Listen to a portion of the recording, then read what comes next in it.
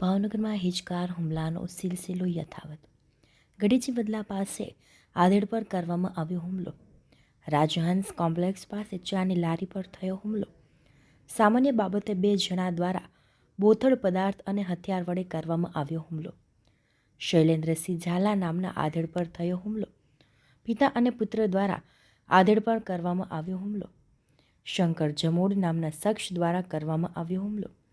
ઇજાગ્રસ્ત આધેડને સારવાર અર્થે તાત્કાલિક શહેરની સરટી હોસ્પિટલ ખાતે ખસેડવામાં આવ્યા.